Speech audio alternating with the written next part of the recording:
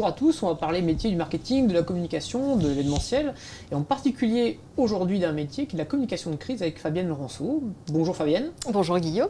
Alors merci d'avoir accepté notre invitation.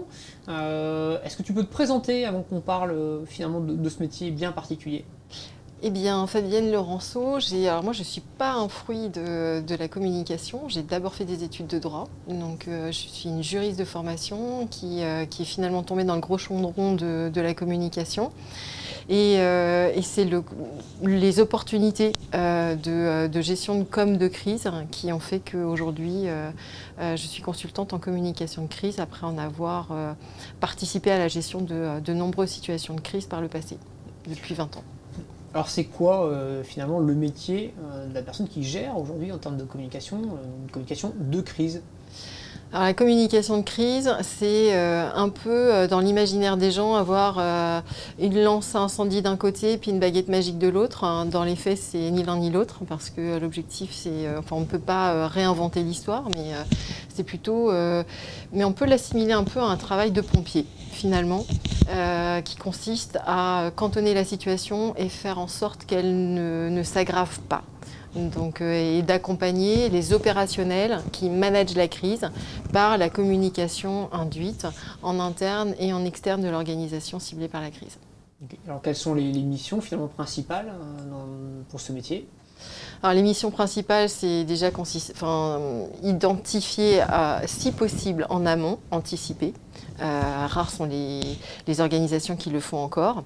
Anticiper par l'identification des scénarios susceptibles de survenir, des scénarios de risque, de crise, et définir le dispositif de communication qui va avec et former les personnes susceptibles d'intervenir en faisant la distinction entre légitimité d'intervenant et crédibilité d'intervention dans un monde qui met à mal effectivement la confiance qu'on accorde aux entités et à certaines entités en général. Alors quelles seraient les compétences finalement à acquérir pour bien faire ce métier ?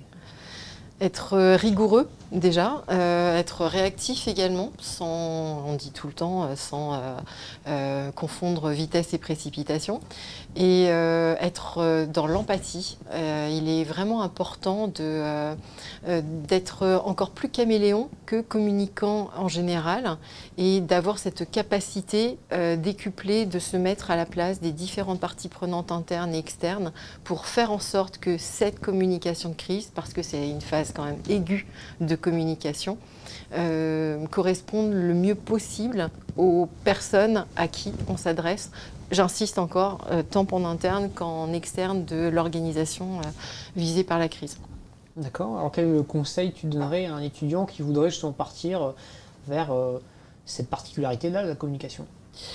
De s'intéresser aux gens qui nous entourent et avec lesquels on doit conjuguer autant, je dirais, les alliés que des parties prenantes internes et externes qui pourraient être contradictoires et qui ont beaucoup finalement à apporter dans la structuration, dans la construction de la communication à mettre en place.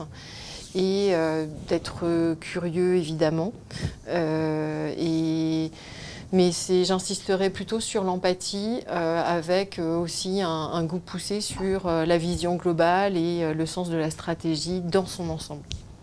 En tout cas, merci Fabienne. J'espère que ça donnera des idées de ce qu'est la communication de crise et peut-être donner envie à des étudiants de rejoindre l'ISEG pour apprendre à avoir, en tout cas acquérir les compétences pour aller sur ces métiers-là. J'ai un plaisir de les rencontrer alors. À bientôt. À bientôt.